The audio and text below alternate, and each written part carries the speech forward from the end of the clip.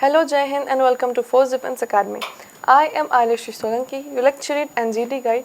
और आज हम बात करेंगे इंडिया और चाइना के इंटरनेशनल रिलेशन के ऊपर. ठीक है, तो एज वी ऑल नो कि इंडिया और चाइना का रिलेशन कुछ इतना खास नहीं है. It's mostly negative only. It's mostly China being a threat for India. But फिर भी हर रिलेशन में कितना ही नेगेटिव हो, कुछ पॉजिटिव पॉइंट्स तो होते हैं. तो हम उन पॉजिटिव पॉइंट्स को भी आज डिस्कस करेंगे और नेगेटिव को तो हम करेंगे ही.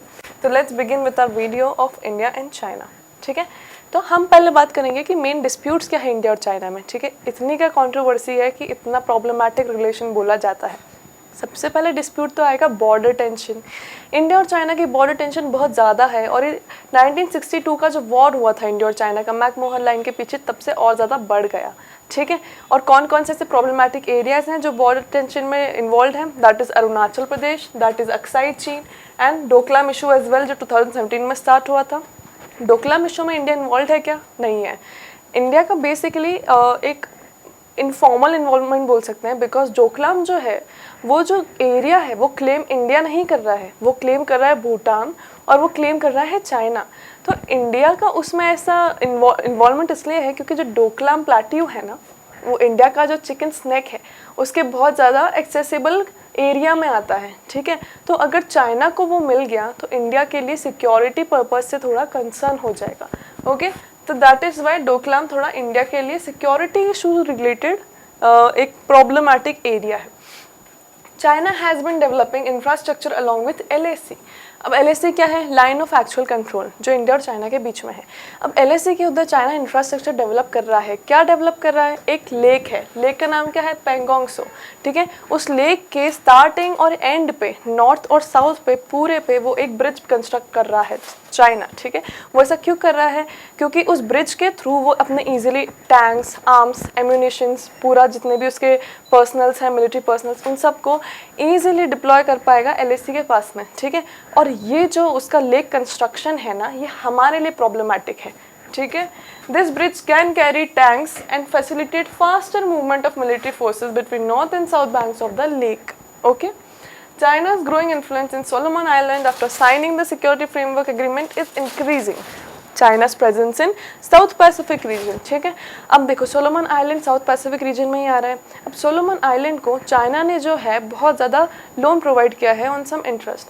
अब इससे क्या होगा? सोलोमन आइलैंड और चाइना का रिलेशन अच्छा होगा. ठीक है, इसका मतलब चाइना का इन्वॉल्वमेंट साउथ पैसिफिक रीजन में बढ़ेगा.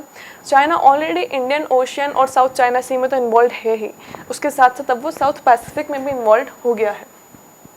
अब आ जाता है चाइना's ever increasing influence over ASEAN countries is a big concern for India. ठीक है, कैसे? आसियान कंट्रीज जितनी भी हमारी साउथ ईस्ट एशियन कंट्रीज़ हैं, ठीक है, उनके साथ चाइना का जो ट्रेड रिलेशन है वो इंडिया के कंपैरिजन में बहुत ज़्यादा है. कितना ज़्यादा? चाइना का हुआ था $878.2 बिलियन. ठीक है, जबकि इंडिया का सिर्फ $78 बिलियन. ठीक है, तो कितना ज़्यादा डिफरेंस है दोनों में. तो चाइना का जितना भी ट्रेड रिलेशन है ना इन कंट्रीज से, वो इंडिया से कहीं ज़्यादा है. तो ये जो इंटरनेशनल रिलेशन इंडिया का उन कंट्रीज से है वो हैम्पर हो सकता है इस चीज़ से. China's attempts to increase its footprints in Indian Ocean is a matter of stress. कैसे? इंडियन ओशन जो है डायरेक्टली इंडिया के पेनिनसुला से कनेक्टेड है. ठीक है, आप सबको पता है.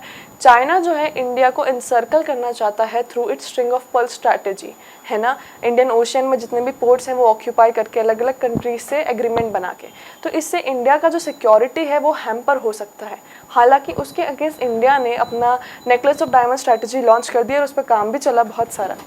तो ये जो है ये प्रॉब्लमैटिक है इंडियन ओशन में हमारी सिक्योरिटी को लेकर. China is trying to encircle India by establishing its military and commercial activities in the Indian Ocean which is famously called string of pearls. ठीक है, नाउ मूविंग ऑन.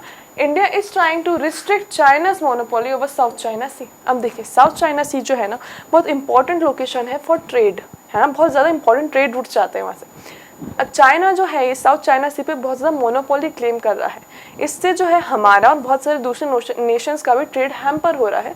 तो India जो है China से थोड़ा इस चीज़ से भी परेशान है. Now China is maintaining good relations with Pakistan. अब आप सबको पता है कि पाकिस्तान जो है टेररिज्म को बहुत ज़्यादा शेल्टर देता है, बहुत ज़्यादा प्रॉब्लमेटिक नेशन है और इंडिया का बहुत क्लोज नेबर भी है। बहुत सारे स्टेट्स की बाउंड्री शेयर होती है पाकिस्तान से। अब चाइना जो है पाकिस्तान को बहुत फंडिंग प्रोवाइड करता है, आर्म्स एंड एम्यूनिशंस की बहुत ज़्यादा। अगर वो चाहे तो न्यूक्लियर टेस्ट के लिए भी फंडिंग प्रोवाइड कर सकता है, टेररिज्म के लिए फंडिंग प्रोवाइड कर सकता है। तो डायरेक्टली इंडिया के लिए थ्रेट है, ठीक है। तो इससे क्या होगा, हमें प्रॉब्लम आएगी। दूसरा, चाइना और पाकिस्तान ने एक CPEC बिल्ड किया है, specially it is a China's initiative. अब ये निकलता है कश्मीर, जो हमारा कंट्रोवर्शियल एरिया है कश्मीर का पाकिस्तान और इंडिया के बीच में, उसके उधर से होके निकलता है और ये डायरेक्ट हमारा जो बेल्ट रोड इनिशिएटिव है उसके तहत आता है, ठीक। तो हमें इंडिया को जो है बहुत ज़्यादा प्रॉब्लम है इस चीज़ से, बिकॉज इंडिया का सिक्योरिटी वापस कॉम्प्रोमाइज़ हो रहा है। Now, this CPEC passes through Pakistan occupied Kashmir, है ना? Now, there are water issue between both countries. China started projects to divert Brahmaputra water from India. क्यों? क्योंकि चाइना क्या कर रहा है, हम पे वाटर टेंशन डेवलप कर रहा है। जो ब्रह्मपुत्र चाइना से होकर नेचुरली इंडिया में आती है, ठीक है, चाइना क्या कर रहा है, वहाँ पे एक डैम डेवलप कर रहा है जिससे चाइना जो है ब्रह्मपुत्र का ज़्यादा से ज़्यादा पानी वहीं रोके और बहुत कम पानी ब्रह्मपुत्र का इंडिया में है। तो उससे हम लोगों पर एक वाटर क्राइसिस कंडीशन डेवलप हो सकती है। China is blocking India from entering into NSG। NSG क्या है, हमारा न्यूक्लियर सप्लाई ग्रुप। अब इसमें आने के लिए बहुत सारी कंट्रीज इंडिया का सपोर्ट कर रही हैं, बट चाइना जो है एंटायर ऑपोजिशन में खड़ा हुआ है। तो this is also a problem and a clash between India and China. तो कितने सारे हमने ऐसे पॉइंट्स देखे जो इंडिया और चाइना के बीच में प्रॉब्लमेटिक हैं, which are from China side, है ना। अब हम थोड़े से पॉजिटिव पॉइंट्स पर डिस्कस कर लेते हैं। ये कि हमारे जो है चाइना से इतनी सब प्रॉब्लम के बाद भी रिलेशंस अच्छे हैं, ठीक है। हमने एंटायरली एक दूसरे से एनिमिटी नहीं ली है, ना एंटायरली कट ऑफ किया है। इवन इन एंशिएंट टाइम्स हमारा चाइना से रिलेशन अच्छा था। दूसरा, हमारा ट्रेड में भी रिलेशन अच्छा था और रिलीजियस नोशंस में भी। कैसे? इंडिया में जो बुद्धिज़्म डेवलप हुआ था वो चाइना में आज भी पाया जाता है। इसका मतलब हमारे पुराने टाइम पे भी चाइना से रिलेशन बहुत अच्छे थे। India was the first non communist country to recognise communist China in 1950। अब एक वीडियो था जिसमें PDF में लिखा हुआ था कि इंडिया जो चाइना जो है वो कैपिटलिस्ट है। So corrected, China is basically communist country, ठीक है। और इंडिया ऐसी पहली नॉन कम्युनिस्ट कंट्री थी जिसने चाइना को कम्युनिस्ट होने का रिकॉग्निशन दिया था 1950 में, ठीक है। फॉर पीसफुल को एग्जिस्टेंस दोनों कंट्रीज़ के बीच में, ताकि वो शांति से जो है एग्जिस्ट करे, शांति से उनके बीच में सारे चीज़ें एग्जीक्यूट हो सकें, उन्होंने एक पंचुअल एग्रीमेंट साइन किया था, ठीक है। उसमें 5 ऐसे पीसफुल को एग्जिस्टेंस के चीज़ें लिखी हुई हैं। तो पंचुअल एग्रीमेंट 1954 में जो साइन हुआ था उसमें 5 प्रिंसिपल्स हैं पीसफुल को एग्जिस्टेंस के between both the countries. Both countries are part of regional cooperation organization such as BRICS, Shanghai Cooperation Organization, G20, etc. तो चाइना और इंडिया ही इन ऑर्गेनाइजेशंस का पार्ट है। ब्रिक्स हो गया, G20 हो गया, सब में चाइना का इन्वॉल्वमेंट है और इंडिया का भी, ठीक है।